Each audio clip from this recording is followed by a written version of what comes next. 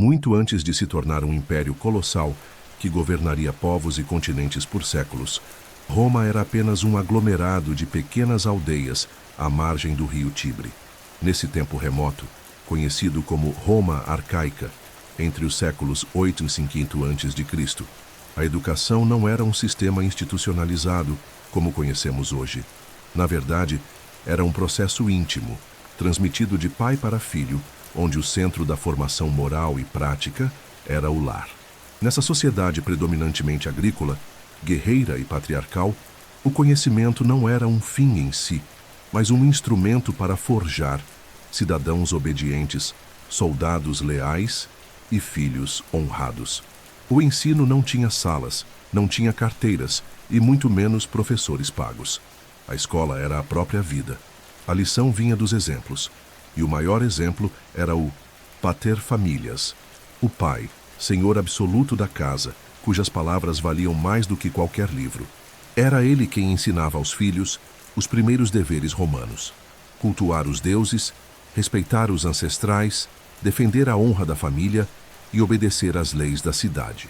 A educação na Roma primitiva era oral, ritualística, simbólica. Ensinava-se a coragem por meio da caça, a resiliência pela lida nos campos e a disciplina através do silêncio durante os ritos religiosos. Cada gesto cotidiano era uma lição, cada evento familiar era um aprendizado. A infância não era vista como um período para brincar, mas como uma etapa de preparação.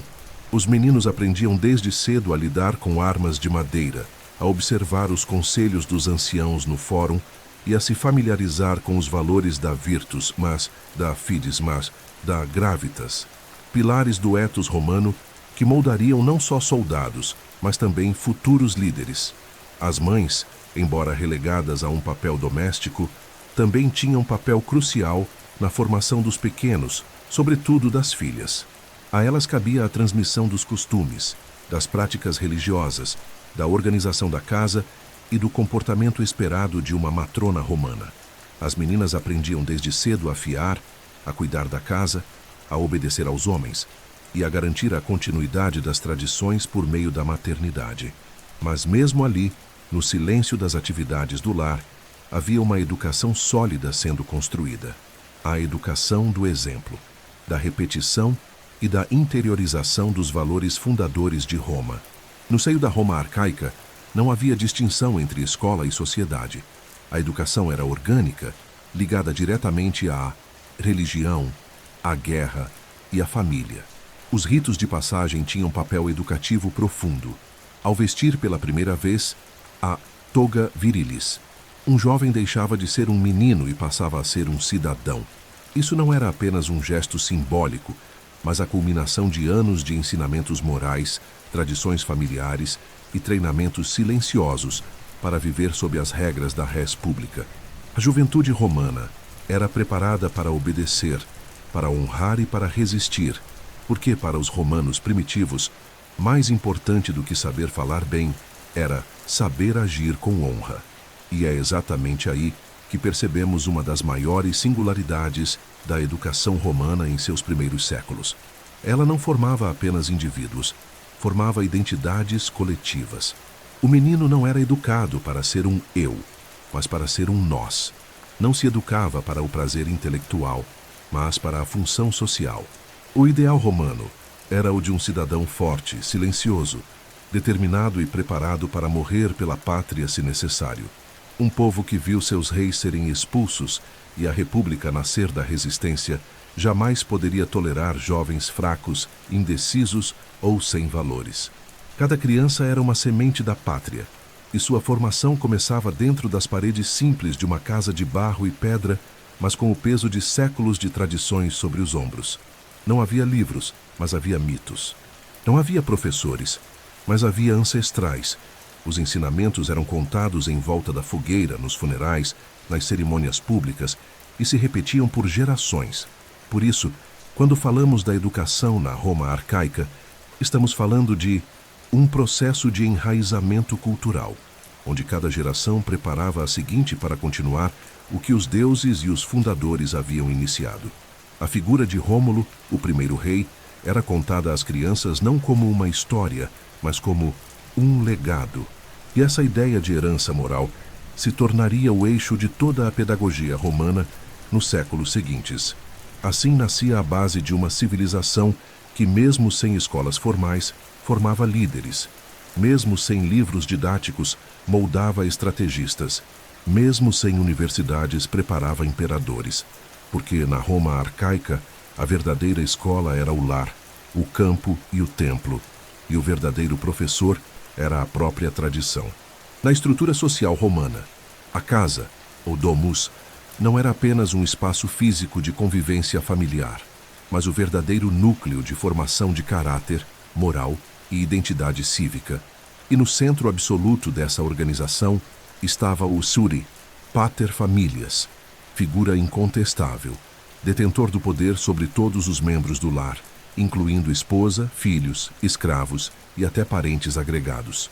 Mais do que chefe de família, o pater era legislador, juiz, sacerdote e mentor, uma autoridade que transcendia o direito civil e se apoiava em valores sagrados, sociais e políticos. Em uma sociedade onde a república ainda não havia consolidado instituições educacionais, cabia a ele a missão de transmitir o que Roma mais prezava: seus valores fundadores, suas tradições sagradas e seu sentido de honra coletiva. A educação na domus era contínua, rigorosa e imersa em simbolismos. A criança romana não aprendia com castigos físicos ou avaliações escritas, mas com a observação constante e a repetição de práticas cotidianas. Desde cedo, os meninos acompanhavam os pais em rituais domésticos, visitas ao fórum, julgamentos e cerimônias religiosas. Observavam como se dirigiam aos deuses, como lidavam com servos, como tratavam aliados e rivais. Cada gesto do pater era uma aula silenciosa. Quando o pai corrigia um escravo com firmeza, ou quando negociava um dote, o filho aprendia o valor da autoridade, da prudência, da dignitas. O lar era o primeiro senado do jovem romano, onde ele via como se governava, e entendia que a liderança não se herdava, mas se construía com virtudes diárias. Dentro desse contexto, a palavra-chave era mos maiorum, os costumes dos antepassados. Não havia sistema de ensino mais respeitado do que o exemplo ancestral. O pater repetia aos filhos as histórias de seus avós, heróis da cidade, guerreiros que haviam defendido Roma, cidadãos que haviam honrado suas palavras e respeitado os pactos com os deuses. Essas narrativas, transmitidas de geração em geração, moldavam o que os jovens deviam ser. A ideia de que o sangue carregava memórias e responsabilidades era central. Não bastava viver. Era preciso representar com dignidade todos aqueles que haviam vindo antes. A educação moral, portanto, era muito mais relevante do que a erudição técnica. O pater ensinava que roubar era indigno, mas também que trair um amigo era pior, que a coragem era uma virtude, mas que a vaidade destruía a alma. Ele podia não saber escrever poesia, mas sabia como morrer com honra. E esse era o tipo de sabedoria que Roma valorizava. É importante notar que a educação doméstica não era limitada apenas aos ricos. Mesmo nas famílias plebeias, com pouca ou nenhuma posse, os pais assumiam esse papel formador, transmitindo suas práticas, seus ofícios e o senso de pertencimento à comunidade romana. Ao mesmo tempo, as mães, embora subordinadas juridicamente ao pater, exerciam uma função complementar de igual importância na formação das crianças. A matrona romana era a guardiã dos deuses domésticos, dos rituais diários, da administração da casa, e era dela que as filhas aprendiam os princípios da modéstia, da castidade, da organização e do respeito às tradições. Muitas vezes, as mães também influenciavam fortemente os filhos homens, sobretudo na infância. Há registros históricos de matronas influentes que moldaram o caráter de grandes figuras romanas. A mais famosa entre elas foi Cornélia, mãe dos Gracos, que dizia com orgulho que seus filhos eram suas joias, revelando que sua maior glória não era sua riqueza, mas o que havia ensinado e inspirado em seus descendentes. Para além da moral e do exemplo, o lar romano era também o espaço da formação religiosa, que em Roma era inseparável da cidadania. Desde pequenos, os filhos eram iniciados nos ritos dos lares e penates, os deuses protetores da casa. Aprendiam a rezar antes das refeições, a fazer oferendas simples, a respeitar os augúrios, a participar das datas sagradas do calendário romano. Isso não era apenas uma devoção espiritual, mas uma forma de reforçar a ligação com a cidade, com o destino coletivo, com o cosmos romano. O pater era, nesse sentido, o sacerdote da casa, responsável por manter a harmonia com os deuses e, consequentemente, o bem-estar da família. Com o tempo, à medida que Roma crescia, conquistava territórios e assimilava culturas, esse modelo doméstico de educação começou a se tornar insuficiente para formar os novos cidadãos exigidos por uma sociedade mais complexa. Mas mesmo com o surgimento de mestres particulares, escolas e retóricos profissionais, a influência do pater familias continuaria sendo central. Muitos jovens romanos, mesmo instruídos por filósofos gregos, afirmavam que as lições mais importantes vinham de casa. Essa reverência à autoridade familiar perduraria durante séculos, sendo celebrada em discursos públicos, nos funerais e nas esculturas votivas dedicadas aos antepassados. Portanto, para compreender o caráter de Roma, sua obstinação, sua ordem social e até sua visão expansionista, é fundamental entender o papel do lar como primeiro núcleo educativo. A domus era a maquete da república. O pater era o modelo do senador. A matrona era o espelho das virtudes femininas que sustentavam o tecido social. A criança não crescia livre, mas dirigida, moldada, orientada para o dever. Não havia espaço para o narcisismo moderno. A identidade individual era uma extensão da honra familiar. E era no silêncio das paredes de pedra, entre altares domésticos e comandos rígidos, que se forjavam as gerações que construiriam o maior império da antiguidade. Nenhuma civilização nasce do nada. Roma, ainda que orgulhosa de suas origens míticas e de seu espírito autônomo, foi profundamente marcada pelas culturas que a antecederam e rodearam. Antes mesmo de se tornar a potência que conquistaria o mundo conhecido, Roma era uma aprendiz, e entre seus primeiros mestres estavam os etruscos, um povo misterioso e sofisticado que dominava o norte da Península Itálica, e mais tarde, os gregos, cujas ideias e métodos pedagógicos redefiniriam completamente a educação romana. Neste capítulo, desvendamos como Roma absorveu, transformou e romanizou esses saberes alheios, criando um modelo educacional único, ao mesmo tempo conservador e adaptativo, pragmático e ambicioso. Os etruscos foram os primeiros a deixar uma marca significativa na educação romana primitiva. Sua influência, embora menos celebrada que a grega, foi estrutural. Dele vieram os primeiros alfabetos, adaptados do grego, e os princípios rudimentares da aritmética e da engenharia civil. Os romanos herdaram dos etruscos a arte da divinação, da astronomia ritualística, da construção urbana e, acima de tudo, a concepção de que o saber deveria estar subordinado ao bem da coletividade e à harmonia com os deuses. A própria fundação de Roma, com seu ritual de traçar o pomerium, a linha sagrada da cidade, refletia práticas etruscas que uniam espiritualidade e ciência. A educação, nesse contexto, era ainda uma transmissão de técnicas religiosas, agrícolas e militares. O saber era funcional, a serviço do Estado nascente, mas é com a chegada da cultura grega que o sistema educacional romano começa a sofrer uma transformação profunda e duradoura. A partir do século III a.C., especialmente após a conquista da Magna Grécia e a vitória sobre os gregos na guerra contra o reino de Pérgamo, Roma foi inundada por obras, ideias e intelectuais gregos. O contato não foi apenas militar, foi cultural e filosófico. E se os etruscos haviam plantado as primeiras sementes, os gregos trouxeram a explosão do pensamento. Filosofia, retórica, literatura, matemática, lógica, ética, teoria política. Tudo isso passou a circular em Roma, causando fascínio, polêmica e transformação. A educação romana passou, então, de um sistema oral e prático para um modelo intelectualizado, com escolas, currículos e mestres especializados. Os romanos, no entanto, não absorveram a cultura grega passivamente. Pelo contrário, eles a filtraram, adaptaram e muitas vezes a instrumentalizaram. Para os romanos tradicionais, como Catão, o Velho, a educação grega era vista com desconfiança, refinada demais, questionadora demais, filosófica demais para uma sociedade forjada no dever e na guerra. Mas para outros, como Cícero e Sêneca, o mundo grego oferecia o refinamento necessário para formar homens públicos de verdade, capazes de argumentar, convencer e liderar com sabedoria. A retórica de Demóstenes foi estudada lado a lado com os discursos de Catilina. A ética de Aristóteles passou a dialogar com a moral do mos maiorum.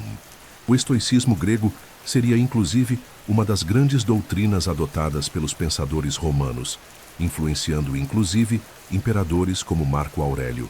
Essa tensão entre a tradição romana e a inovação grega se refletia nas próprias casas da elite. Enquanto o pater familias ensinava os valores tradicionais, era comum que um preceptor grego, muitas vezes um escravo culto trazido da Grécia, ficasse encarregado de introduzir o filho nas artes da lógica, da filosofia e da literatura. Era uma contradição que Roma soube administrar com habilidade. Permitia-se admirar o mundo grego, mas jamais abria mão da autoridade moral da tradição romana. O menino podia ler Homero, mas era ensinado que o dever com o Estado vinha antes da glória pessoal. Podia estudar Platão, mas sabia que o Senado era mais importante do que a academia. O mais impressionante é que essa fusão de mundos deu certo. Roma não apenas incorporou o saber grego, ela o expandiu. Criou tratados jurídicos inéditos, fundou escolas de retórica próprias, produziu manuais de administração pública e levou a filosofia para além dos círculos acadêmicos. A educação romana passou a formar generais cultos, senadores letrados, advogados brilhantes e até imperadores filósofos. A herança grega não destruiu a essência romana, ela a elevou. A convivência entre os valores práticos do mimos maiorum e o saber especulativo grego foi um dos maiores triunfos culturais da história antiga. E essa síntese moldaria o perfil do cidadão romano ideal, não apenas um homem de ação, mas um homem de palavra. Essa absorção seletiva também se refletia na forma como Roma exportava seu modelo educacional às províncias. Nas regiões conquistadas, os romanos promoviam o latim como língua de instrução, mas permitiam, e até incentivavam, que a tradição pedagógica grega continuasse a florescer, sobretudo no Oriente. Alexandria, Pérgamo, Atenas e Rhodes tornaram-se centros educacionais imperiais. Era como se Roma dissesse ao mundo: nós dominamos, mas reconhecemos a sabedoria de quem veio antes. Assim, consolidou-se um império que, mesmo construído à força das legiões, era sustentado também pela palavra, pela lógica e pela erudição. O soldado conquistava, o orador civilizava. Portanto, quando falamos da educação em Roma, é impossível separá-la das influências externas que ela absorveu e ressignificou. O modelo romano não nasceu puro, nem homogêneo. Foi resultado de séculos de contatos, adaptações e escolhas políticas. Os etruscos deram os primeiros instrumentos. Os gregos ofereceram a filosofia. E Roma, com sua genialidade pragmática, moldou um sistema que educava tanto para o fórum quanto para o campo de batalha. Uma educação que formava não apenas mentes brilhantes, mas também homens de dever, líderes de caráter e cidadãos comprometidos com a eternidade de Roma. À medida que Roma se expandia e a sociedade se tornava mais complexa, emergia uma nova necessidade: ensinar formalmente às crianças as bases do conhecimento linguístico, matemático e moral. A educação deixava pouco a pouco de ser uma exclusividade do lar e começava a ganhar contornos institucionais, ainda que muito rudimentares. Surgiam então os primeiros professores profissionais, os mati ludi magistri, responsáveis pelo ensino básico, geralmente voltado para crianças entre 7 e 12 anos. Não havia escolas públicas. Os ludi eram mantidos por particulares ou pagos diretamente pelos pais. O espaço podia ser qualquer ambiente: uma sala emprestada, um pórtico, até mesmo ao ar livre, sob o sol quente das ruas romanas. Mas ali com um rolo de papiro na mão e um bastão para corrigir, começava a formação de um cidadão romano. O currículo do Ludi era simples, mas absolutamente essencial.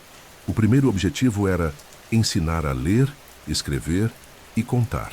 A língua latina era a espinha dorsal da identidade romana, e dominá-la significava ingressar no mundo cívico, jurídico e político. As aulas de leitura começavam com o alfabeto, muitas vezes recitado em voz alta por toda a turma, em ritmo repetitivo e quase musical. Depois, o aluno era introduzido à formação de sílabas, palavras e, por fim, textos curtos. A escrita era praticada com estiletes sobre tabuletas de cera, onde os erros podiam ser apagados com facilidade. Só mais tarde, com maior habilidade, os alunos passavam ao papiro e à tinta, numa transição que simbolizava também a passagem da infância à juventude intelectual.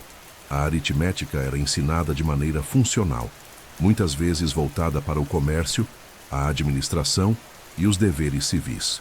Não havia abstração matemática, como a que víamos nas escolas gregas de filosofia. O objetivo era prático: aprender a calcular tributos, fazer medições, controlar o tempo e organizar atividades da vida cotidiana. A matemática romana era menos sobre teorias e mais sobre aplicações. Os alunos utilizavam ábacos simples e aprendiam os números romanos, um sistema que, embora complexo e limitado para cálculos mais elaborados, era plenamente funcional para a vida administrativa do império.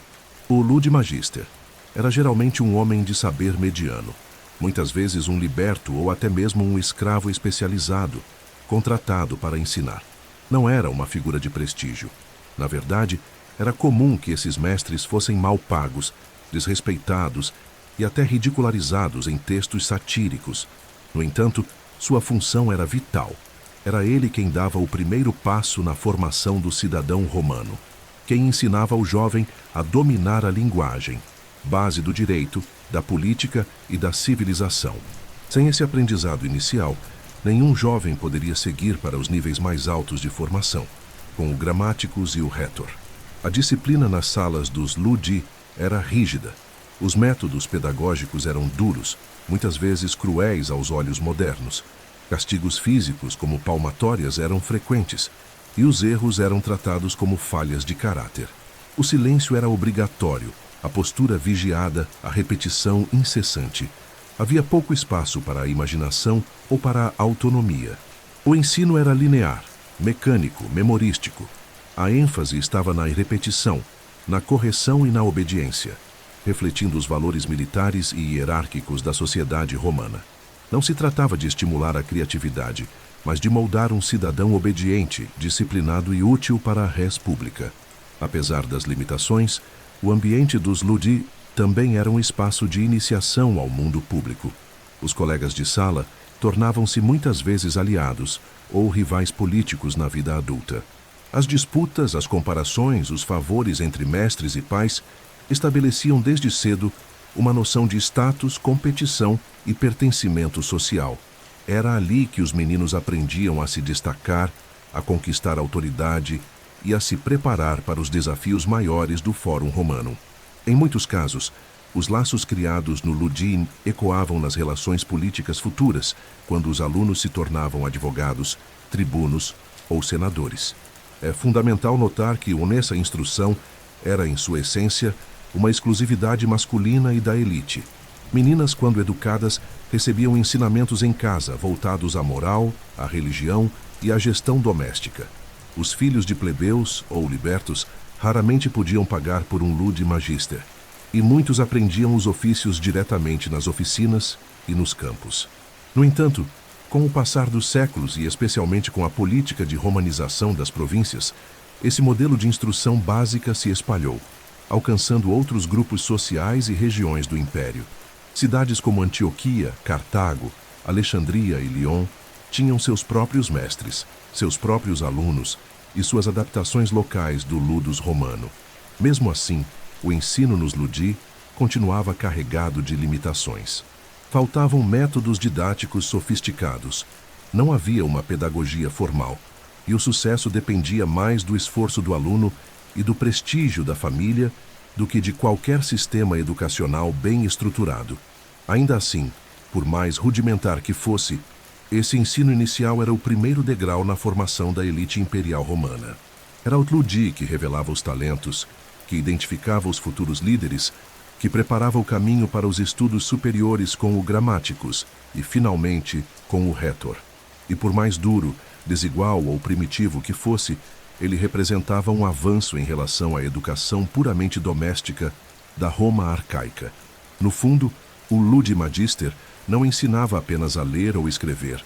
Ele ensinava a entrar no mundo romano. Cada palavra copiada, cada número recitado, cada punição recebida era parte de um ritual de transição. Ao sair dali, o menino não era apenas um jovem alfabetizado, mas um cidadão em formação, um discípulo da ordem romana, alguém que carregaria, com sua voz e seus gestos, o peso de uma civilização inteira. Se o de Ludi Magister oferecia os primeiros tijolos do edifício educacional romano, era o Grammaticus quem construía seus andares superiores. O ensino secundário em Roma, geralmente iniciado entre os 12 e 15 anos de idade, marcava a transição do conhecimento básico para o universo refinado das letras, da cultura, da interpretação crítica e do pensamento analítico. O objetivo não era mais apenas ensinar a ler e contar, mas formar o espírito e o gosto. Preparar o jovem para lidar com os discursos públicos, os textos sagrados, as narrativas históricas e os ideais morais que sustentavam o Império Romano. O ensino do Grammaticus era, acima de tudo, uma formação literária, baseada na leitura e comentário intensivo dos grandes autores da tradição grega e latina. O currículo girava principalmente em torno de duas colunas fundamentais: a gramática e a literatura. Mas é preciso entender que, para os romanos, gramática significava muito mais do que regras de ortografia ou sintaxe. Tratava-se de uma ciência da linguagem que envolvia o uso correto do latim e do grego, o domínio da métrica poética, a declamação, a correção estilística e, sobretudo, a capacidade de interpretar, extrair sentidos profundos e aplicar lições éticas aos textos clássicos. A leitura de Homero, Hesíodo, Virgílio, Horácio, Cícero ou Ennius não era apenas um exercício intelectual, era um mergulho na alma da civilização. A função principal do Grammaticus era guiar o aluno através das camadas de significado desses textos. Cada verso era destrinchado, comentado linha por linha, palavra por palavra. Os jovens aprendiam a reconhecer metáforas, a identificar alusões míticas, a discutir dilemas morais e a associar os atos dos heróis aos valores romanos. Ao analisar Ulisses, por exemplo, o aluno refletia sobre astúcia e lealdade. Ao estudar Enéas, mergulhava no patriotismo, na piedade e na missão divina de fundar Roma. Assim, a educação secundária não era neutra, formava um modelo ideal de cidadão. Um jovem que pensava com clareza, falava com elegância e interpretava o mundo sob a lente da tradição. A figura do Grammaticus, nesse contexto, ganhava prestígio. Diferente do Ludi Magister, ele era muitas vezes um homem culto, versado em filosofia, história, poesia e política. Alguns eram ex-escravos cultos, outros cidadãos livres dedicados ao magistério por vocação. Alguns grammatici se tornaram célebres, chegando a dar aulas para membros da aristocracia senatorial, e até mesmo para filhos de imperadores. Sua sala de aula era mais sofisticada, com rolos de papiro organizados, quadros de cera para exercícios e um ambiente mais disciplinado. Mas o rigor não diminuía. As exigências intelectuais aumentavam. E os alunos eram cobrados não só pelo conhecimento, mas também pela elegância do estilo, pela firmeza da memória e pela clareza da pronúncia. O ensino secundário também tinha uma dimensão bilíngue, pois incluía o estudo profundo do grego. Embora o latim fosse a língua oficial do Império, o grego era considerado a língua da cultura e da filosofia. Falar bem o grego era um sinal de refinamento, de erudição, de status. Muitos alunos liam tanto Homero quanto Virgílio, tanto Platão quanto Sêneca, e aprendiam a transitar entre dois mundos linguísticos, uma habilidade que, em tempos de império, era tão útil politicamente quanto intelectualmente. Além disso, o domínio do grego preparava os jovens para o próximo e mais exigente nível de formação: a retórica, a arte de persuadir, de convencer, de vencer pelo verbo. Mas antes de subir ao nível do retor, era necessário conquistar a alma do mundo letrado. Era o Gramáticos quem ensinava ao jovem romano a pensar com profundidade, a argumentar com elegância e a compreender o passado como chave do presente. Essa etapa da formação era também um filtro social. Muitos alunos abandonavam os estudos nesse ponto, seja por limitações econômicas, falta de vocação ou necessidade de seguir outros caminhos profissionais. Aqueles que permaneciam demonstravam não só talento, mas também a aspiração de uma carreira pública, jurídica ou filosófica. O Gramáticos, assim, tornava-se o guardião da cultura, o intérprete da memória coletiva, o mediador entre os deuses da literatura e os cidadãos do império. Essa função transcendia o simples ensino técnico. A educação com o Gramáticos era também uma iniciação simbólica ao universo dos grandes homens de Roma. A declamação de um trecho de Virgílio não era apenas um exercício vocal, era um rito de passagem. A análise de um discurso de Cícero não era mera crítica textual, era um ensaio para o Senado. Cada texto carregava valores, advertências, exortações e modelos. O jovem era constantemente lembrado de que, no passado, homens que dominaram a palavra dominaram também o mundo. A glória de Roma estava escrita, e cabia ao estudante decifrá-la e prolongá-la. O ensino secundário formava, portanto, mais do que leitores, formava intérpretes da civilização romana. Criava uma elite intelectual que compreendia as fundações de sua cultura, que podia citar os grandes, que podia escrever cartas, fazer discursos e participar da vida pública com autoridade. E ao contrário do mundo moderno, onde o conhecimento pode ser dissociado da ação, o jovem romano educado pelo Gramáticos sabia que o saber era apenas o primeiro passo. O próximo era agir de acordo com o que havia aprendido, com honra, com clareza, com coragem. Essa era a função do Gramáticos, não apenas ensinar letras, mas formar líderes.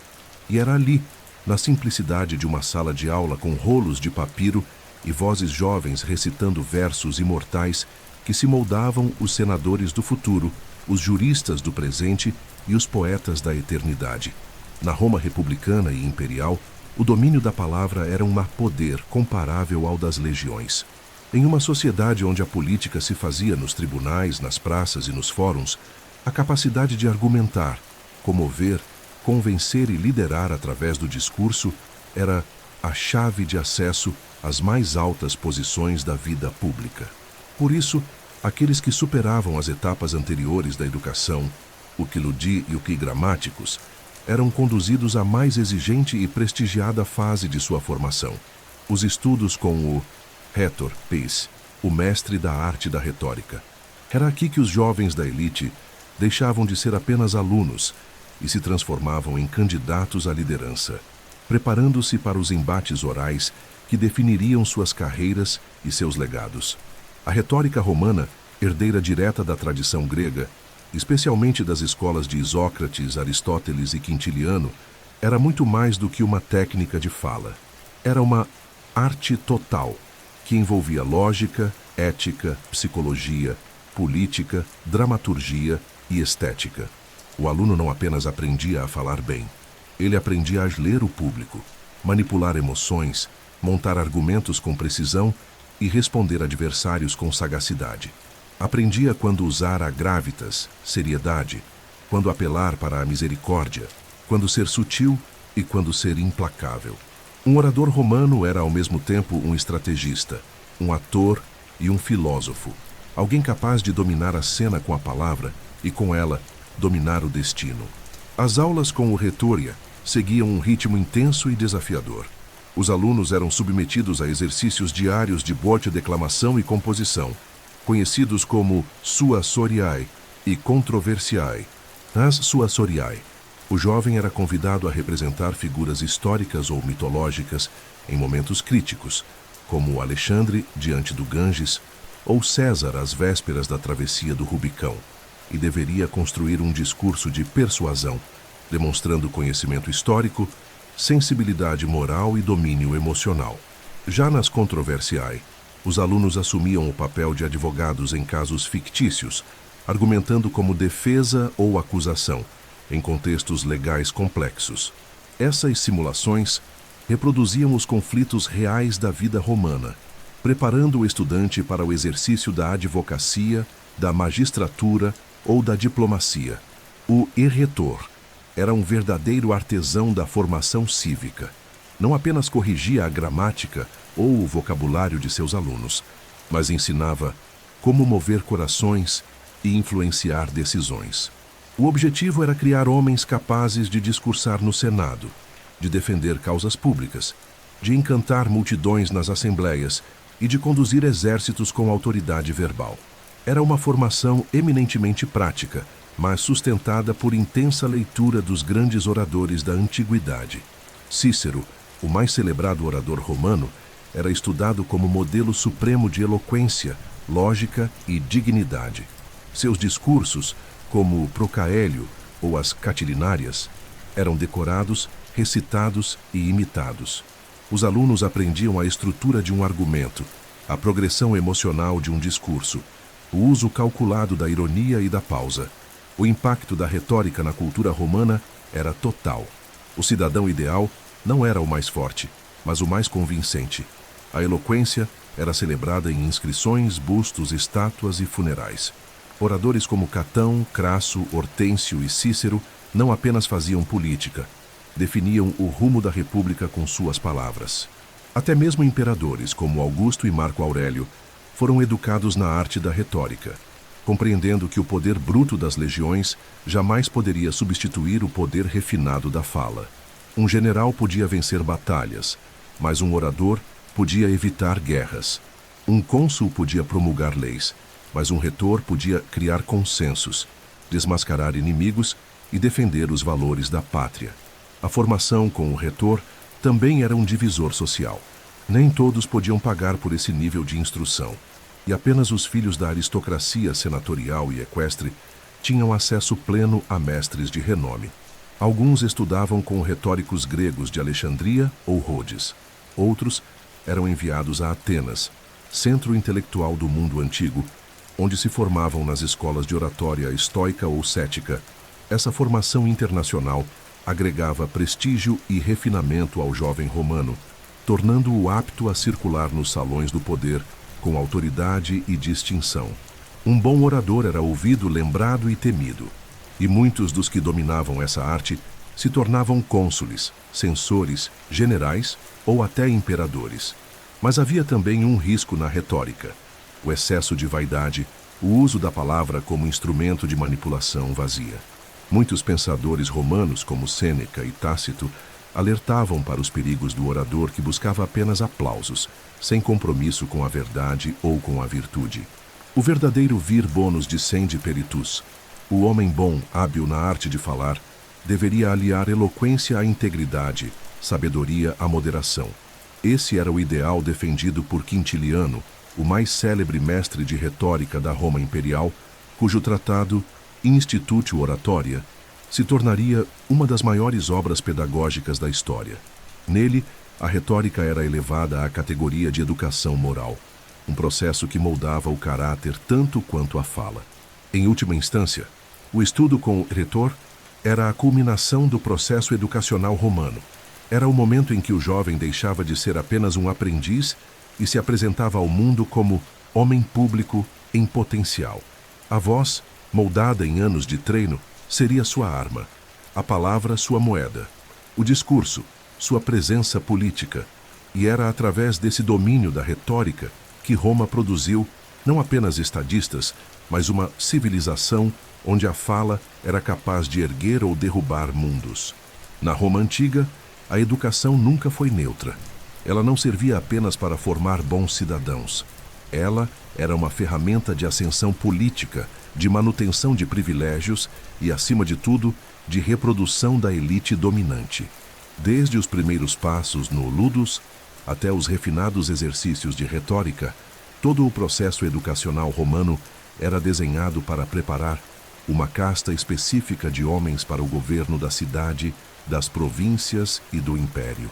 Ser educado em Roma era, para os filhos das famílias senatoriais e equestres, uma preparação consciente para o poder. E esse poder não era limitado a funções burocráticas. Ele era simbólico, espiritual, militar e ideológico.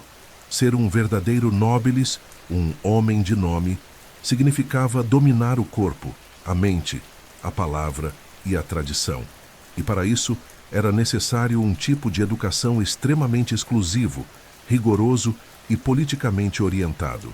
O jovem patrício era educado não para viver como um cidadão comum, mas para comandar outros homens, defender Roma nos tribunais, representá-la nos cultos e, se necessário, liderar exércitos no campo de batalha. Por isso, sua formação ia muito além das salas de aula. Desde cedo ele era introduzido às virtudes da disciplina, da fortitudo, da auctoritas e da pietas.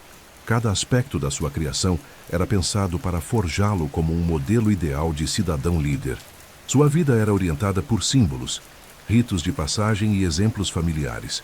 O peso do nome de sua gens, das estátuas de seus antepassados na átrium da casa, dos elogios fúnebres que ouvira desde a infância, tudo isso criava nele a consciência de que não tinha o direito de falhar. Ele não era apenas um indivíduo, era o portador de um legado. Essa pressão para corresponder às expectativas começava no lar, com o pater familias exigindo perfeição em cada gesto, e seguia nas escolas, onde o jovem era comparado a outros filhos da elite. Mas o verdadeiro momento de virada vinha após os estudos com o retor, quando, por volta dos 16 anos, o rapaz vestia pela primeira vez a toga virilis, o símbolo de sua entrada na vida adulta e pública. Era um rito solene, que envolvia rituais domésticos, visitas aos altares cívicos e, frequentemente, uma apresentação pública no fórum. A partir desse momento, ele era oficialmente um cidadão, mas também um aspirante a magistrado, senador ou comandante. Seu destino passava a ser traçado pela Panmo Cursus Honorum, a sequência de cargos públicos pela qual um homem romano de prestígio deveria passar ao longo da vida. A educação da elite, então, tornava-se prática. Muitos jovens eram colocados como assistentes de juristas renomados, acompanhavam oradores nos tribunais ou acompanhavam seus pais em missões administrativas. Aprendiam vendo, aprendiam servindo, aprendiam ouvindo discursos e decisões reais, participando de negociações, absorvendo a linguagem do poder. Outros eram enviados às províncias como acompanhantes de governadores ou comandantes para compreender a administração imperial na prática. Essa fase da formação era conhecida como tirocinium foriais, o estágio no fórum, e funcionava como um campo de treinamento político. Não havia diplomas, havia reconhecimento social. O prestígio vinha da performance, da eloquência, do saber prático e da reputação familiar. Além disso, muitos membros da elite cultivavam uma educação paralela em filosofia, história e ciência política. Não por amor ao saber em si, mas para enriquecer sua capacidade de argumentação e justificar suas ações com autoridade intelectual. Estudar os estoicos ou os cínicos era uma forma de aprender a administrar emoções, resistir à corrupção ou disfarçar a ambição com modéstia pública. A filosofia era usada como ferramenta moral, mas também como recurso estratégico.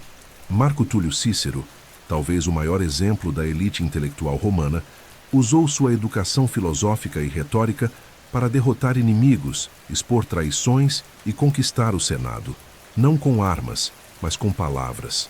Essa educação para o poder era profundamente excludente. As mulheres, mesmo das classes altas, não recebiam a mesma formação política.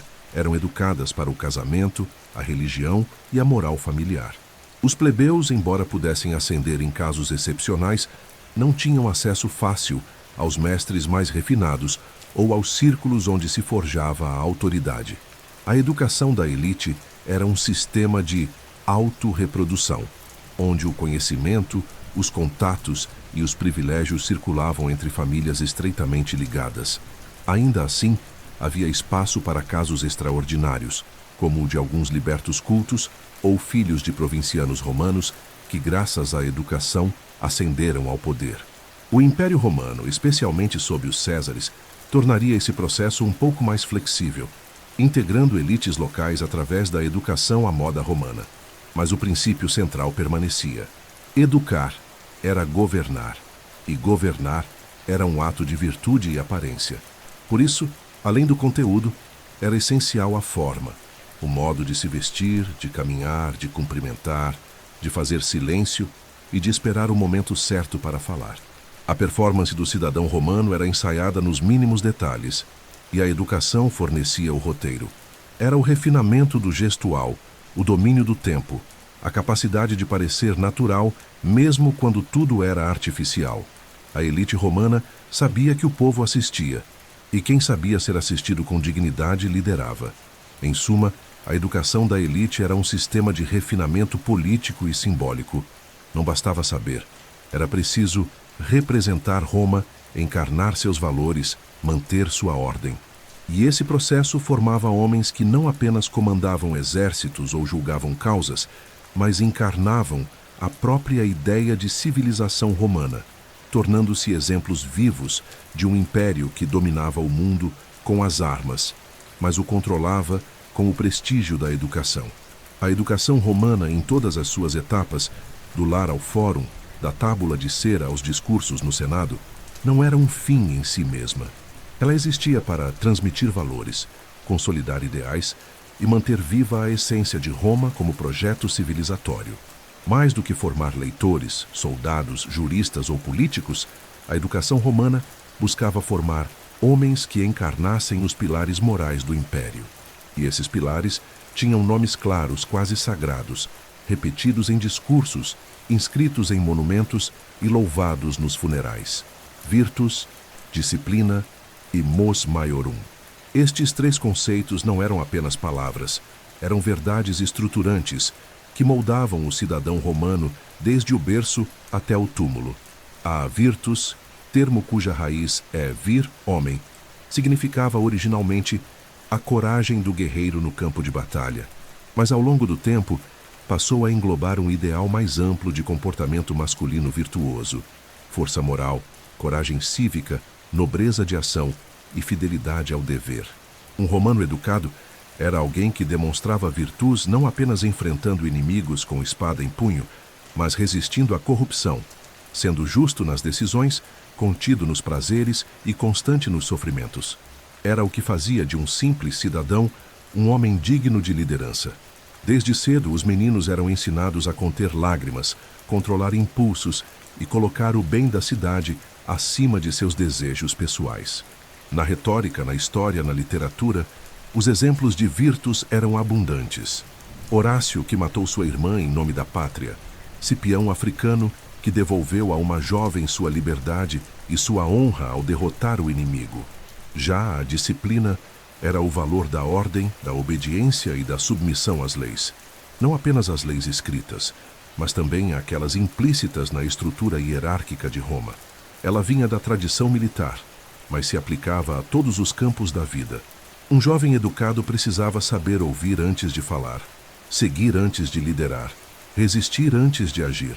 Nos ludi, no convívio com o pater familias, nas aulas com o retor, a disciplina era inculcada por meio de rituais, castigos, repetições e símbolos. A toga não era apenas uma vestimenta, era um peso, um lembrete constante da compostura e da contenção que se esperava de um cidadão. A disciplina se via também na organização da sociedade: o respeito ao tempo, aos cargos, às liturgias públicas, ao voto, ao exército. Tudo era regulado, ensinado, mantido por meio de uma cultura pedagógica que desprezava a desordem e glorificava o autocontrole. Mas era o mos maiorum, os costumes dos antepassados, o valor supremo que englobava todos os outros. Era, por assim dizer, o espírito invisível de Roma, a soma dos exemplos, histórias, práticas e decisões que moldaram a cidade desde seus fundadores. A educação romana era essencialmente conservadora, porque sua missão principal era preservar o mos maiorum e transmiti-lo intacto às próximas gerações. Um jovem era educado não para inventar, mas para imitar. Os heróis do passado, os pais da pátria, os ancestrais da gens, os grandes nomes do Senado. Todos eles formavam uma galeria moral viva, cujo estudo e repetição criavam no jovem romano a consciência de continuidade e pertencimento. O mos maiorum também se expressava nos ritos religiosos, nas fórmulas jurídicas, na organização da família e nas cerimônias públicas. Um cidadão verdadeiramente educado sabia qual gesto fazer diante dos deuses, qual expressão usar num discurso, como conduzir uma procissão, como chorar num funeral, como louvar um morto ilustre. Era uma educação do corpo, da fala, da presença. Cada movimento, cada palavra, cada silêncio carregava um eco ancestral. E mais, esse sistema de valores não era apenas imposto, ele era cultuado, celebrado com orgulho, como uma herança sagrada. Um jovem que conhecia bem o mos maiorum era respeitado. Um homem que vivia de acordo com ele era exaltado. E uma família que o preservava era recompensada com glória pública e prestígio duradouro. Esses valores não eram abstratos. Eles eram ensinados por meio de histórias de exemplos encarnados. Nos discursos dos mestres, nas paredes dos templos, nos desfiles triunfais, os romanos repetiam os mesmos nomes: Camilo, Fábio Máximo, Catão, Cícero, Augusto. Cada um deles era um modelo. Cada um deles havia provado em vida e morte que a virtus, a disciplina e o mos maiorum não eram ideias, eram obrigações. A educação romana reforçava isso a todo momento. E mesmo os que se desviavam desses padrões, traidores, corruptos, covardes, eram lembrados nos livros e nos fóruns como exemplos a não seguir. A vergonha pública era uma arma poderosa, e muitos jovens romanos eram formados mais pelo medo da desonra do que pelo desejo de glória. Em tempos de crise, a educação se tornava ainda mais rígida. Quando os valores começavam a ruir, senadores e censores exigiam reformas educacionais para reverter o que chamavam de decadência moral. Leis foram criadas para proibir luxos nas escolas, para restringir o contato com filósofos estrangeiros e para reforçar os modelos de austeridade e patriotismo.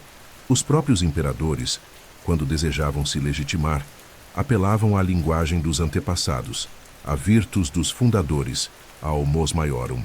A educação era, portanto, uma ferramenta de sobrevivência nacional.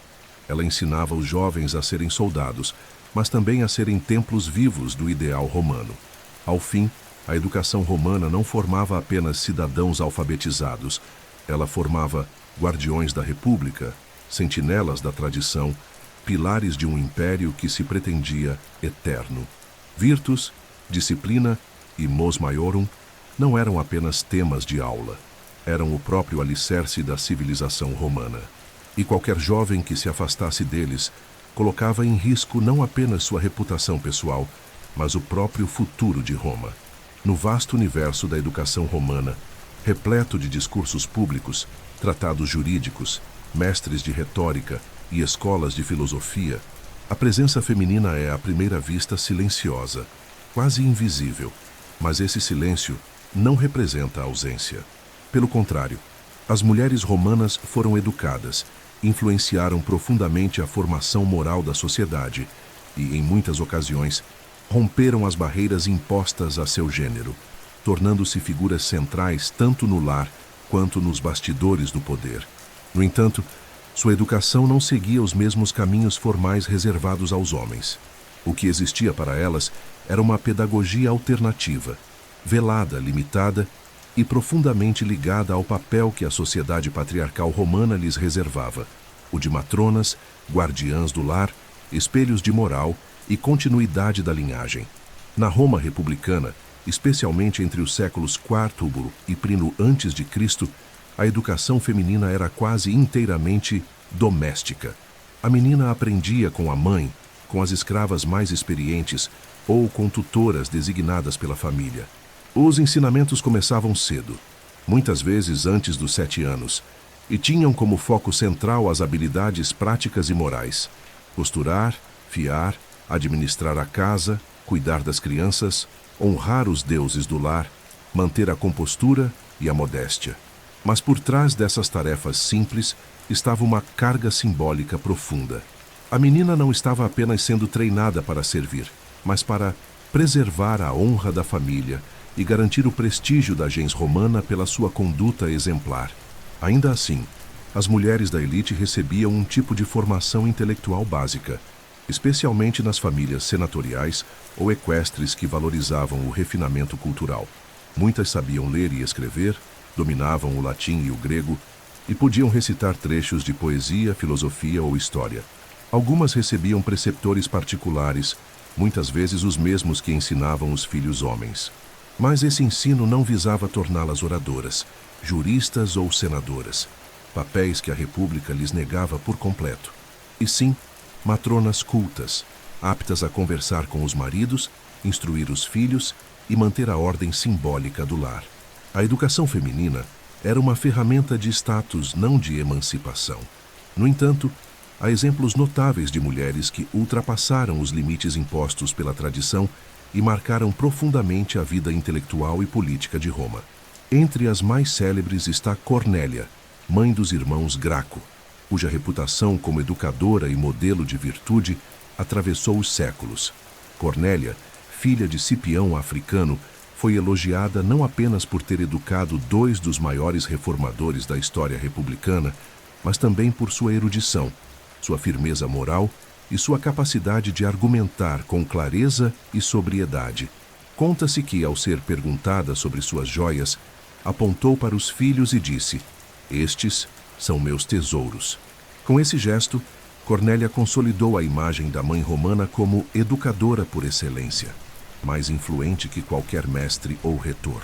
Outras figuras femininas, como Sulpícia, a poetisa, ou Arria, que preferiu morrer a viver desonrada, também demonstram que a educação, quando acessível, podia formar mulheres capazes de expressar pensamentos profundos, desafiar convenções e deixar marcas literárias e morais.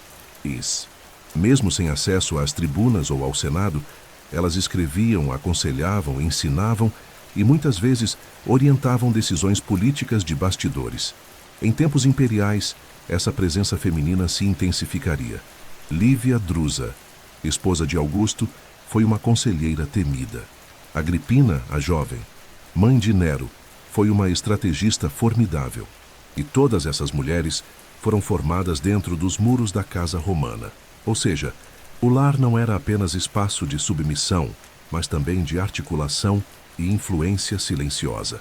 Apesar disso, o acesso à educação formal ainda era profundamente desigual.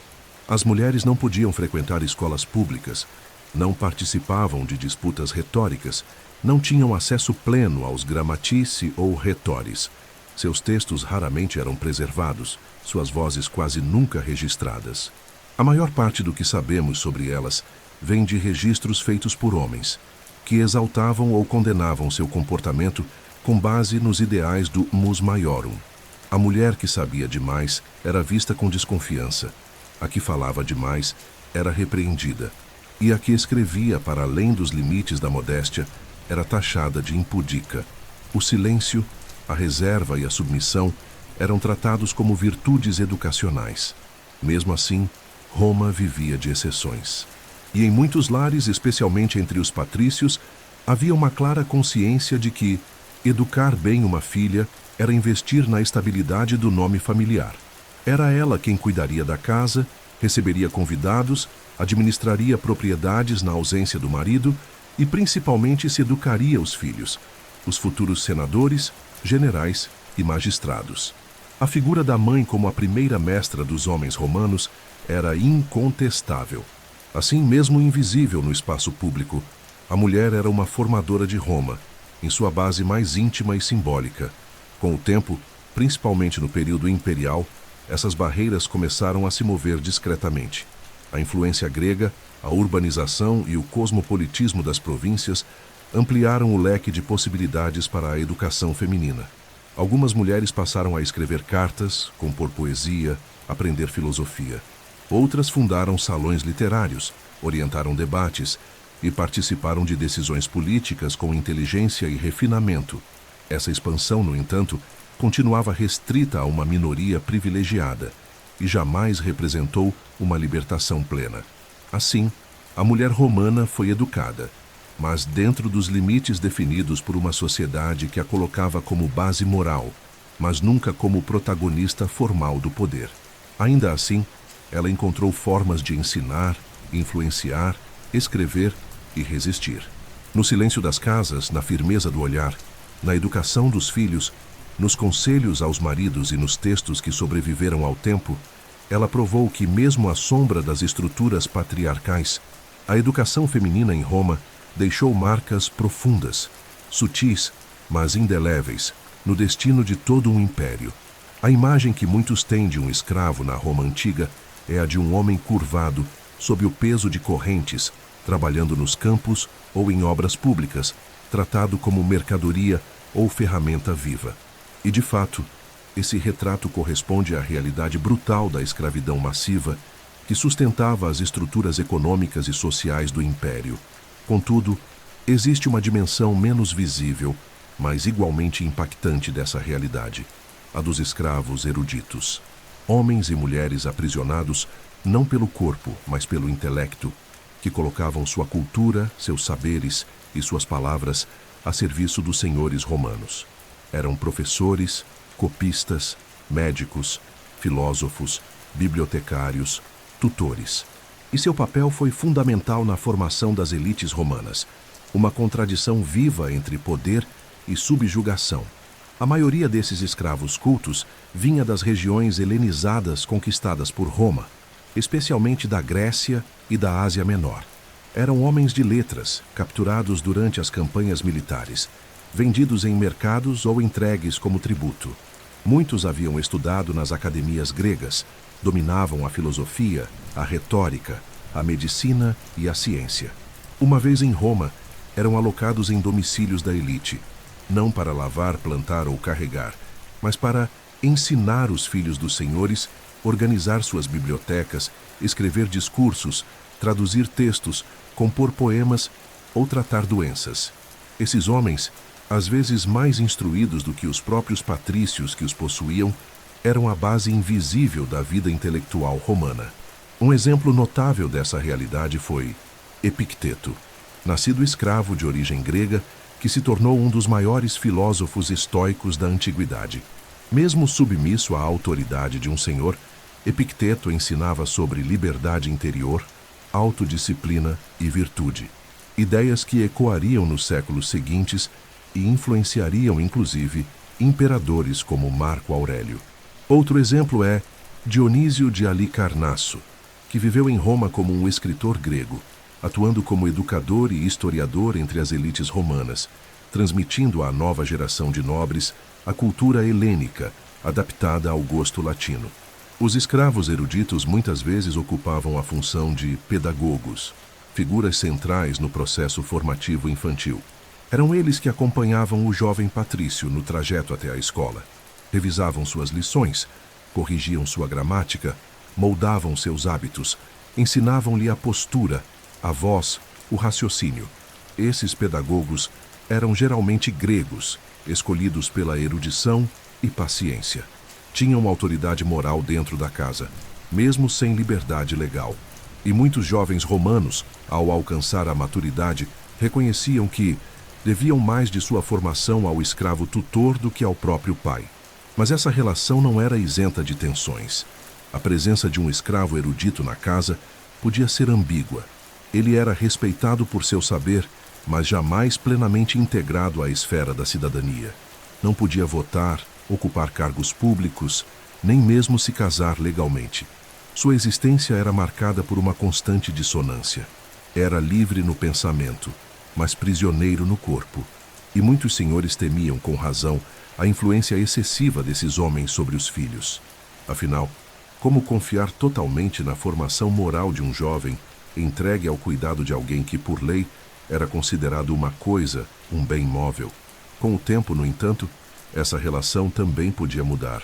Muitos desses escravos recebiam a manumissão, a concessão legal da liberdade, como recompensa por seus serviços intelectuais. Tornavam-se libertos, liberti, e com isso podiam exercer profissões, acumular riqueza, fundar escolas e até mesmo, em casos raros, ascender socialmente. Alguns deles se tornaram figuras proeminentes na cultura romana tardia, abrindo espaço para outras gerações de professores, filósofos e escritores de origem servil. A liberdade, nesse contexto, era um reconhecimento do poder do saber, ainda que sempre subordinada às estruturas rígidas da dominação social romana. O uso do saber servil também revela muito sobre a mentalidade pragmática dos romanos. Diferente dos gregos, que exaltavam o ócio criativo e o saber como fim em si, os romanos valorizavam o conhecimento por sua utilidade. E se esse conhecimento podia ser obtido e explorado a partir de um corpo escravizado, tanto melhor. O Império Romano domesticou não apenas povos e territórios, mas também cérebros, ideias e métodos. A retórica grega, a medicina oriental, a filosofia estoica, todas foram absorvidas, reinterpretadas e instrumentalizadas a serviço de Roma. Que os escravos eruditos foram os vetores silenciosos dessa transposição. Essa complexa rede de dominação intelectual também contribuiu para uma profunda contradição moral. Como uma civilização que exaltava a virtus, o mos maiorum dignitas, podia depender tão intensamente de homens privados de liberdade? Como justificar que os professores dos futuros senadores fossem tratados como propriedade? A resposta está no núcleo da cultura romana: a ordem, a hierarquia, a funcionalidade da desigualdade. A educação era uma ferramenta de reprodução do poder, e por mais nobre que fosse o saber, ele só era legítimo quando servia ao projeto político de Roma. O escravo podia ser sábio, desde que sua sabedoria fortalecesse o império. No fim, os escravos eruditos foram pilares invisíveis da cultura romana, fundamentais na formação das elites, na preservação de obras, na transmissão do saber clássico. Eles ensinaram a falar, a pensar, a interpretar.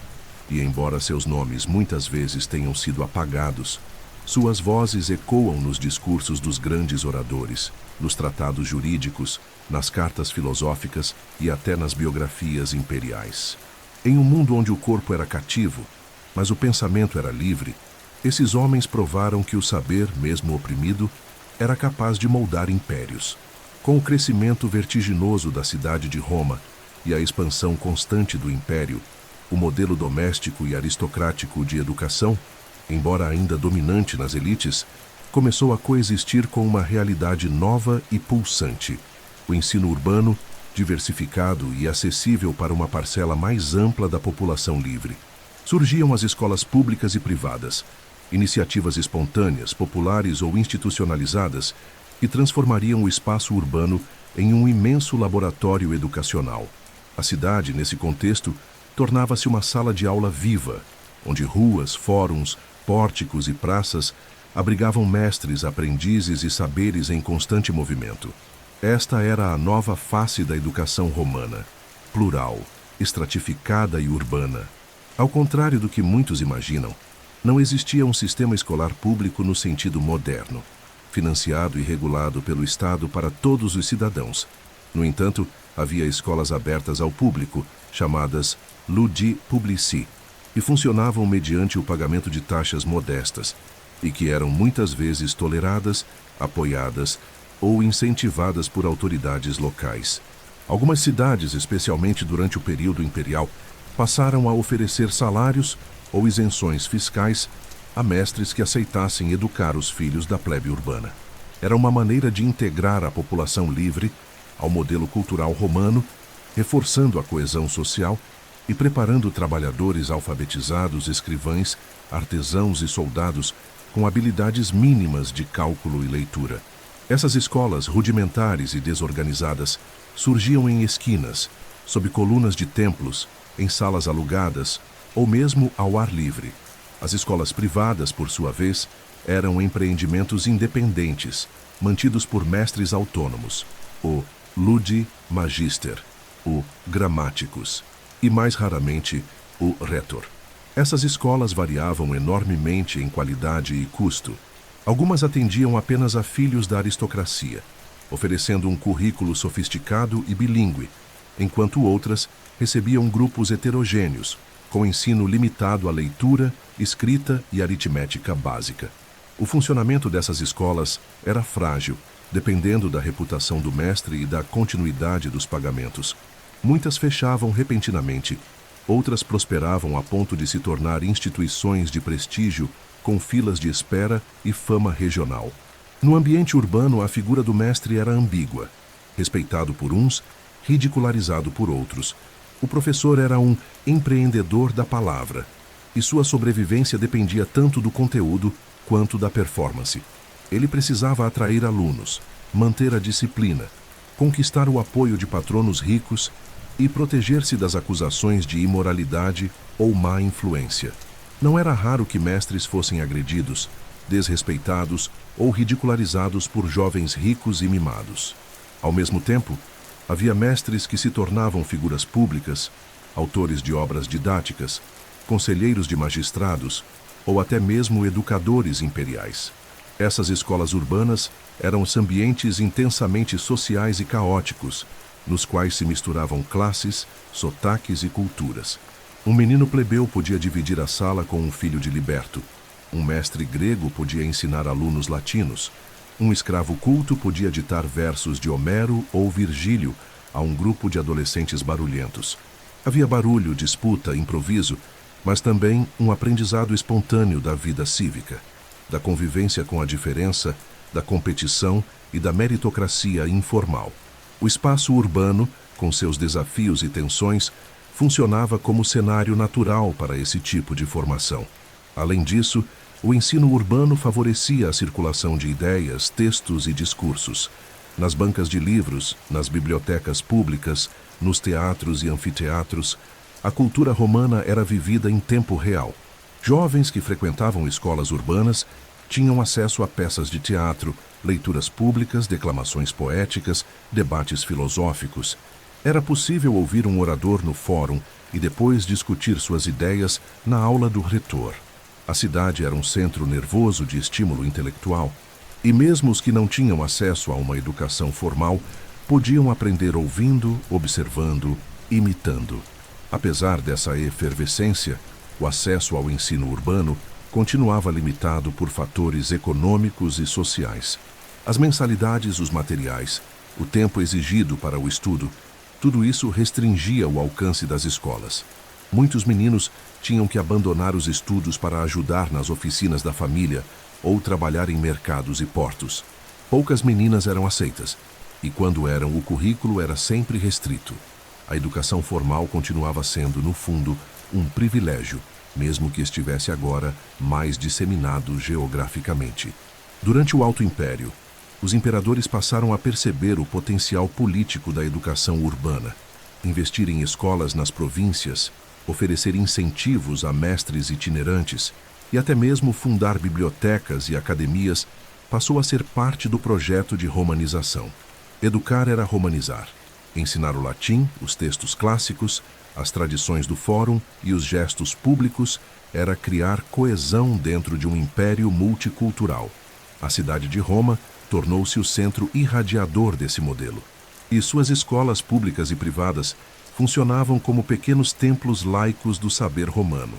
Por fim, o sistema urbano de ensino em Roma não era homogêneo, nem estruturado como em modelos modernos, mas cumpria uma função essencial. Mantinha viva a máquina cultural do império, fornecendo uma formação básica a amplas camadas da população livre e refinando as habilidades daqueles que buscavam ascender socialmente. Era um ensino entre o improviso e a tradição, entre o caos e a disciplina, entre a palavra e o poder. E no coração de tudo isso estavam os mestres, pobres, cultos, solitários, indispensáveis. À medida que o domínio romano se expandia para além da Península Itálica, alcançando o norte da África, o Oriente Médio, o sul da Britânia, a Gália, a Espanha e a imensidão do Danúbio, surgia uma nova e complexa realidade, a de um império multicultural, multilinguístico e multirreligioso que precisava não apenas ser administrado, mas unificado por um conjunto de valores, costumes e práticas comuns. A espada conquistava territórios, mas era a educação que consolidava a presença de Roma entre os povos dominados. Nas províncias, portanto, a educação tornava-se instrumento de integração, assimilação e romanização, criando uma elite local letrada, que pensava, falava, escrevia e agia como romana, ainda que em terras distantes de Roma.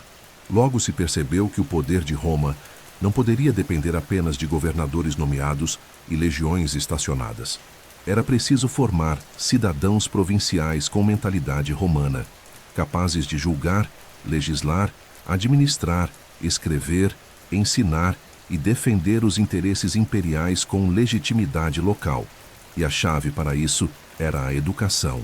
Desde os tempos de Augusto, tornou-se política oficial incentivar a abertura de escolas e centros culturais nas cidades provinciais. Em cada colônia, em cada municipium, em cada cidade aliada, surgiam escolas de gramática, retórica, direito e até filosofia. Mestres eram contratados, enviados ou incentivados por meio de isenções de impostos, benefícios legais ou cidadania plena. Roma criava literalmente um império de mestres. As cidades da Ásia Menor, como Éfeso, Esmirna, Pérgamo e, acima de todas, Atenas e Alexandria, tornaram-se grandes polos educacionais. Lá, jovens romanos e provinciais estudavam lado a lado. Em Rhodes, havia escolas de retórica de fama internacional. Em Alexandria, mestres judeus, egípcios, gregos e romanos compartilhavam bibliotecas monumentais e métodos de ensino avançados. Nessas cidades, a educação se tornava uma ponte entre culturas, onde o latim coexistia com o grego, onde a tradição oriental era reinterpretada à luz dos valores romanos, e onde cio-provincianos podiam tornar-se senadores, juristas ou conselheiros imperiais. Na Gália, especialmente após a pacificação definitiva no reinado de Augusto, a educação romana espalhou-se com velocidade surpreendente. Grandes centros como Lugdunum, Lyon, Massalia, Marsella e a Trèveris abrigavam escolas que formavam a nova aristocracia celta romanizada. O latim era ensinado como língua nobre. Os textos de Virgílio e Cícero substituíam os bardos antigos. E os filhos da elite local eram enviados a Roma para completar sua formação, retornando como símbolos da nova ordem imperial. O mesmo processo ocorreu na Espanha, terra natal de grandes nomes como Sêneca, Marcial e Quintiliano, todos provincianos educados à maneira romana que, com o tempo, superaram em prestígio muitos de seus colegas nascidos na capital. A África proconsular, por sua vez, destacava-se como um celeiro de intelectuais. Cidades como Cartago e Leptis Magna possuíam escolas renomadas. O imperador Sétimo Severo, nascido em Leptis Magna, é um exemplo do poder transformador da educação provincial. E mais tarde, Agostinho de Hipona, teólogo e filósofo, formado em Cartago e influenciado pela cultura clássica romana, mostraria como o saber provinciano podia moldar o pensamento ocidental por séculos. Na Síria, em Antioquia, floresciam academias de medicina e matemática, e no Egito, mestres alexandrinos desafiavam os limites do saber astronômico, filosófico e literário, mesmo sob vigilância do poder central. Mas esse processo não era isento de conflitos. A romanização educacional envolvia, inevitavelmente, a imposição de uma cultura sobre outras, e nem sempre era bem recebida. Em regiões como a Judéia, muitos viam o ensino romano como um instrumento de dominação cultural, responsável por corroer identidades ancestrais. O latim era imposto sobre línguas locais, os textos clássicos substituíam tradições orais milenares, e os modelos de comportamento romano frequentemente colidiam com as normas morais locais. Ainda assim, muitos jovens provinciais abraçavam essa educação como oportunidade de ascensão, não por submissão, mas por estratégia. Tornar-se romano significava acesso ao direito, à política, à riqueza, ao prestígio, e a escola era o caminho. Outro aspecto fascinante era a circulação de mestres entre as províncias e Roma. Muitos professores que começaram sua carreira em cidades periféricas ganhavam renome. Eram chamados à capital ou fundavam escolas itinerantes que percorriam o império. Havia um verdadeiro mercado de saberes. Um mestre grego podia ensinar retórica na Espanha. Um africano podia liderar uma escola de gramática no Danúbio. Um judeu helenizado podia introduzir conceitos de lógica oriental em Alexandria.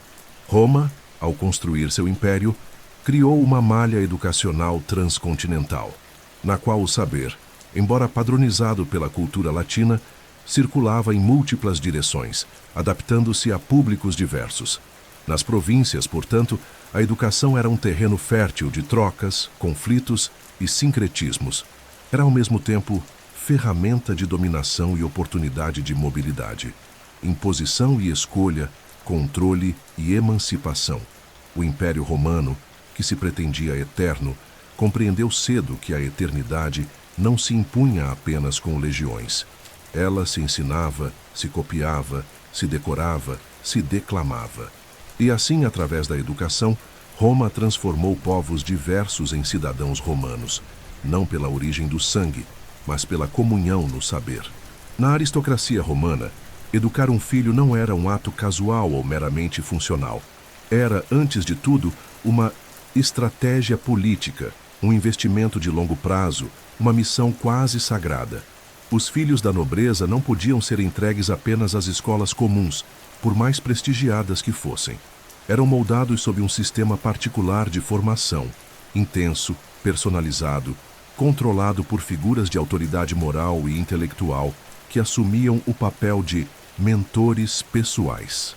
E entre essas figuras, 3 se destacam como pilares da educação privada da elite: os censores, os preceptores e os filósofos, cada um com funções distintas, mas todos responsáveis por garantir que o jovem nobre não apenas soubesse, mas representasse Roma em essência e aparência.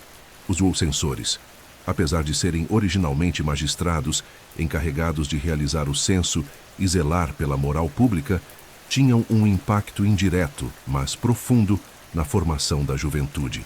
Eles eram os guardas do mus maiorum, e suas decisões influenciavam os padrões educacionais. Um censor podia punir cidadãos por comportamento considerado indigno, excluir senadores por escândalos, reprovar demonstrações públicas de luxo ou frouxidão moral. Suas avaliações moldavam os valores de toda uma geração. Jovens nobres cresciam temendo e respeitando o juízo dos censores. Muitos pais transmitiam aos filhos desde cedo histórias de famílias destruídas por reprovação censória, o que fazia com que a boa educação moral e pública fosse constantemente reforçada com vigilância e disciplina. O censor, embora distante, era o espelho ético que educava pela sombra da consequência. Já o cono-preceptor era uma presença direta e cotidiana. Ele era essencialmente o tutor exclusivo da criança ou jovem, muitas vezes um escravo culto ou liberto contratado pela família para acompanhar todos os aspectos da formação do herdeiro.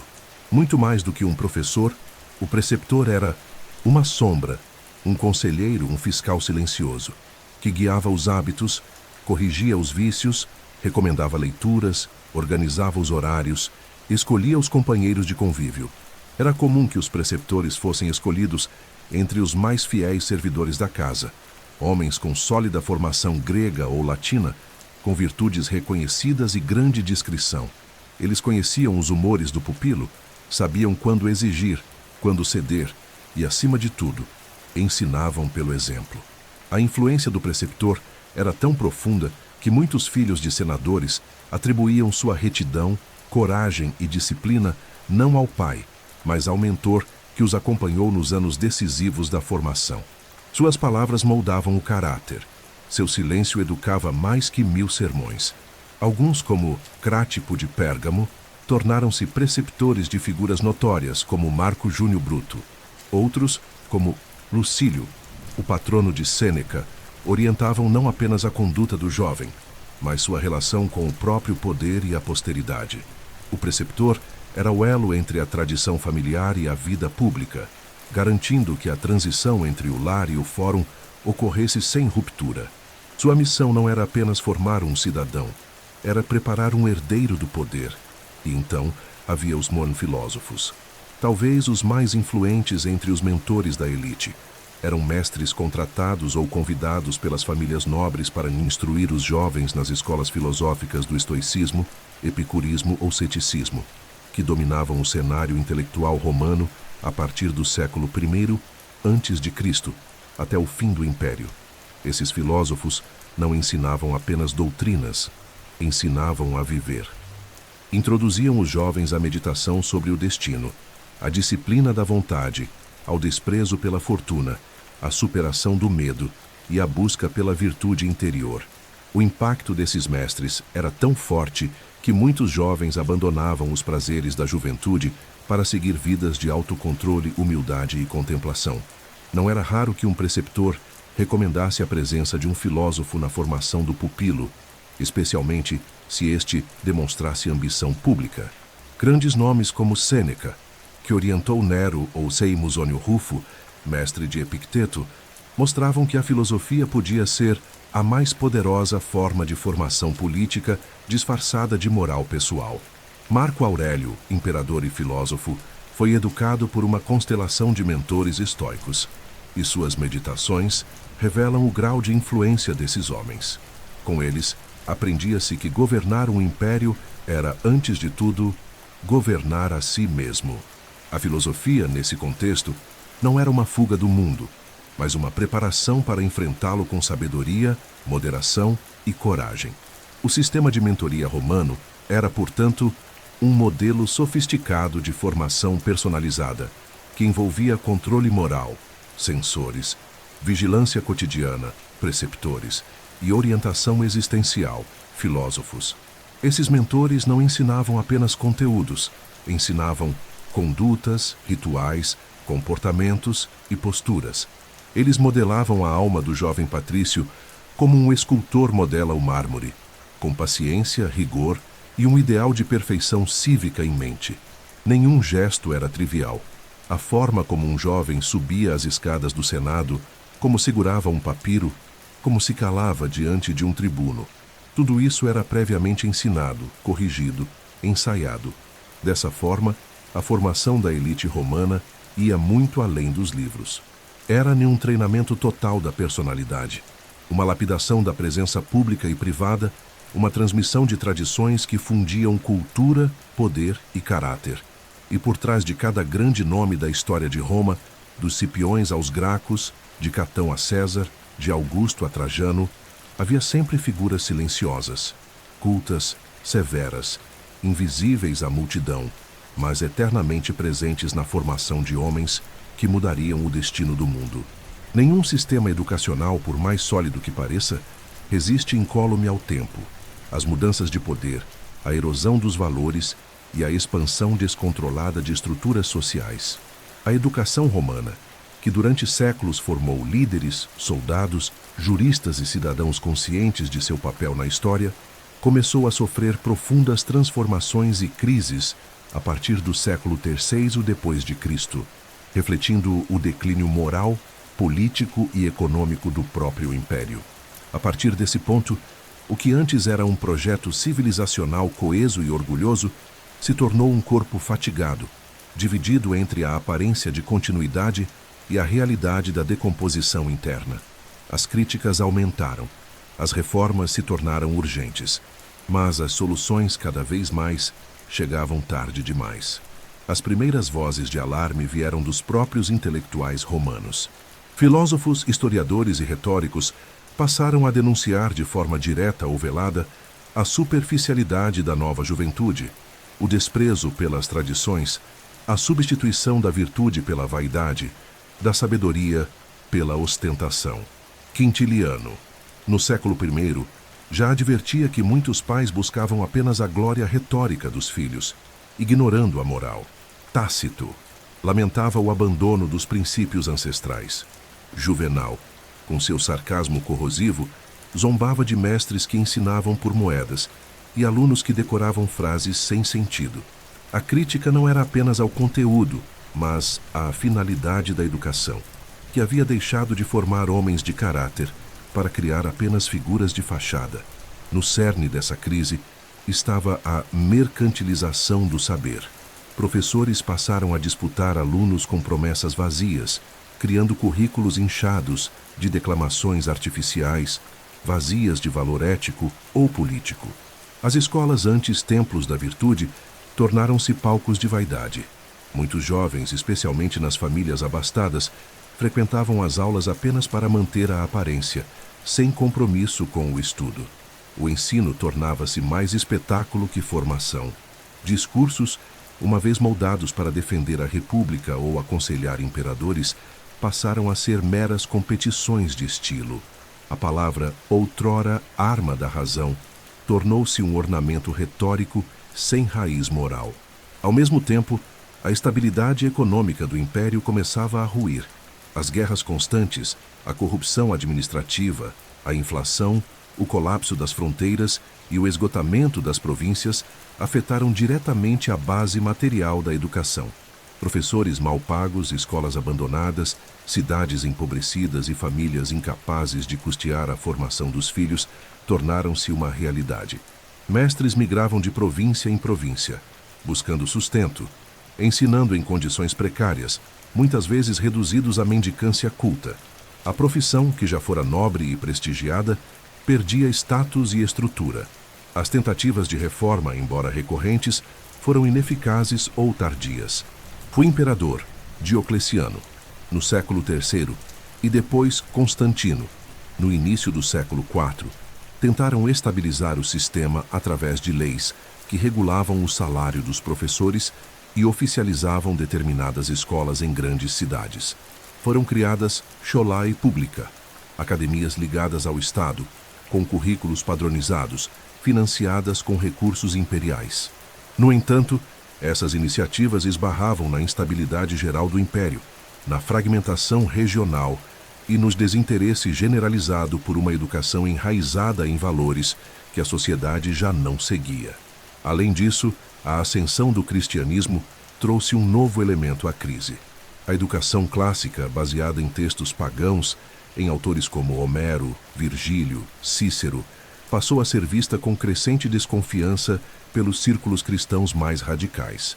Embora muitos intelectuais cristãos tivessem formação clássica, como Ca Jerônimo, Agostinho ou Orígenes, havia um movimento cada vez mais forte em direção a uma nova forma de saber, centrada nas escrituras, na teologia, na moral cristã. A escola laica perdeu espaço para os centros episcopais. Os professores de retórica cederam lugar aos bispos e monges. O foco passou da formação pública para a salvação da alma. E com isso, a finalidade da educação mudou radicalmente. Os últimos séculos do Império Romano do Ocidente testemunharam a progressiva dissolução da antiga cultura educacional. As bibliotecas foram saqueadas ou abandonadas. Os filósofos deixaram de ensinar. Os preceptores sumiram. As escolas foram substituídas por mosteiros. E os jovens, outrora moldados para governar impérios, passaram a ser educados para servir a Deus, obedecer aos bispos e temer o fim dos tempos. O latim perdeu vigor. O grego desapareceu. Os manuais de retórica antes comuns tornaram-se raridades. E os mestres que ainda resistiam, ensinando os velhos textos clássicos, eram considerados excêntricos, se não heréticos. O colapso da educação romana não foi apenas institucional, foi simbólico. Era o fim de uma era. A decadência do ensino refletia a própria decadência da Roma que o havia criado. Uma Roma que já não acreditava em si mesma, que já não formava líderes, mas apenas súditos, que trocara o debate pela imposição, o exemplo pela doutrina, o espírito público pela sobrevivência privada. Uma Roma onde a toga do cidadão já não significava cidadania e o discurso já não podia mudar o mundo.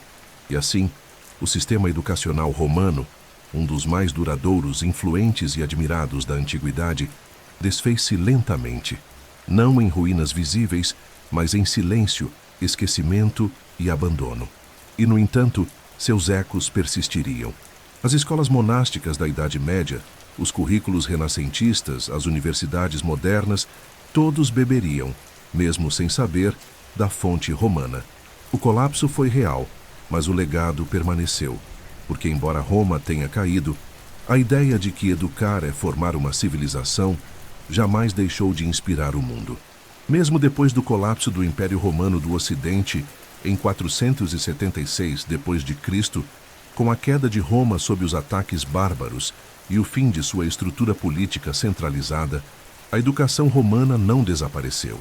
Ela se transformou, se infiltrou e renasceu nos alicerces da civilização ocidental. Suas práticas, valores e estruturas influenciaram profundamente tudo o que veio depois, da cristandade medieval às universidades modernas, da retórica humanista do Renascimento aos currículos escolares do século XXI. Roma pode ter ruído como poder político, mas sua ideia de educação como formadora de cidadãos, como base moral do Estado e como veículo de civilização, sobreviveu ao tempo, às guerras e aos escombros da história. Durante a Idade Média, em especial no mundo latino-cristão, o modelo pedagógico romano encontrou abrigo nas ordens religiosas, sobretudo entre os beneditinos, que mantiveram viva a tradição da leitura, da escrita e da cópia de manuscritos clássicos. Os monges se tornaram os novos grammatici, mestres da palavra, guardiões da língua latina, intérpretes das escrituras e dos textos antigos. O latim, herdado de Roma, tornou-se a língua da igreja, da ciência, do direito e da diplomacia europeia durante mais de 1000 anos. E com ele foram preservadas as formas de raciocínio lógico, os métodos argumentativos e os padrões de ensino herdados diretamente dos mestres romanos. A educação romana também sobreviveu na estrutura das universidades. Quando, no século XII, surgiram centros de saber como Bolonha, Paris e Oxford, seus organizadores tomaram emprestado não apenas o latim como idioma acadêmico, mas também a organização das escolas romanas de retórica e direito. As disputas orais entre alunos, os exames públicos, os títulos de magister e doutor, os currículos baseados em gramática, dialética e retórica, tudo isso eram ecos diretos do sistema romano, filtrado pela tradição cristã e ampliado pelas necessidades de uma nova sociedade europeia em expansão. A influência romana também moldou o direito ocidental, especialmente através do Corpus Juris Civilis de Justiniano, que, embora compilado no Império Bizantino, era uma síntese dos códigos legais romanos e foi redescoberto na Europa ocidental medieval. Sua estrutura, sua lógica e seus conceitos fundamentaram o estudo do direito nas universidades e serviram como base para os sistemas jurídicos de dezenas de países até hoje.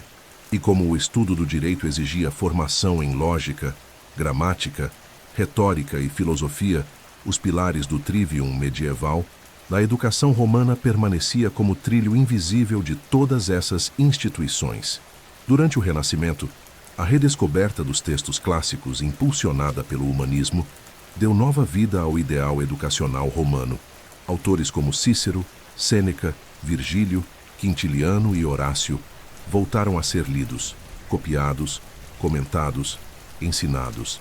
Os humanistas viam neles o modelo do homem completo, culto, racional, eloquente, virtuoso.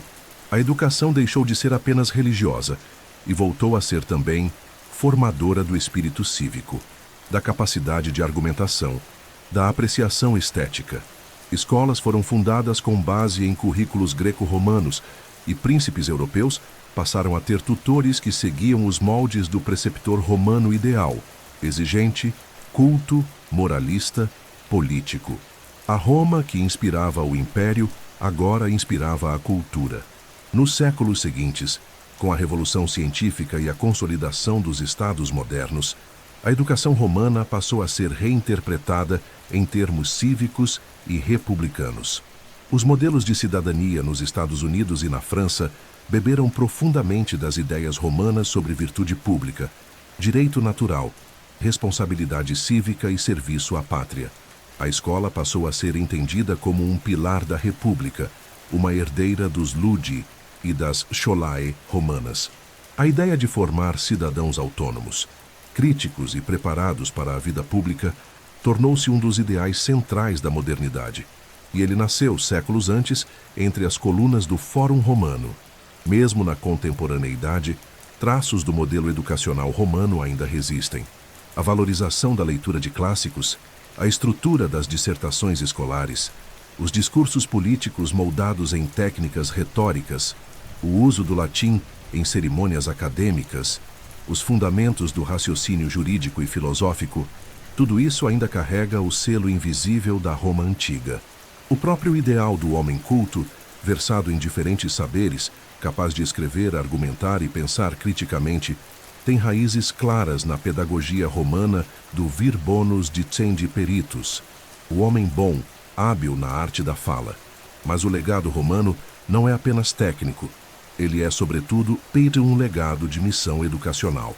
Os romanos acreditavam que educar não era apenas instruir, mas formar caráter, temperar emoções, preparar para o sacrifício e incutir senso de pertencimento. Eles sabiam que um império podia cair, mas um povo educado, se carregasse os valores certos, poderia resistir, reconstruir, renascer. Essa é talvez sua maior herança.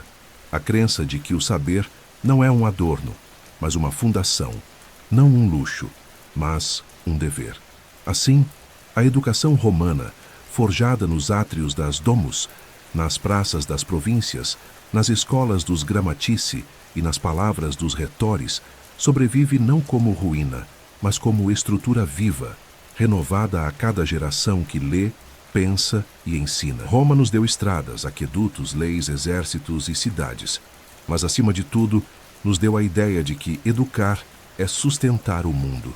E enquanto houver um aluno que recita um texto, um mestre que molda um caráter, uma sociedade que busca formar cidadãos, Roma, de alguma forma, continua viva.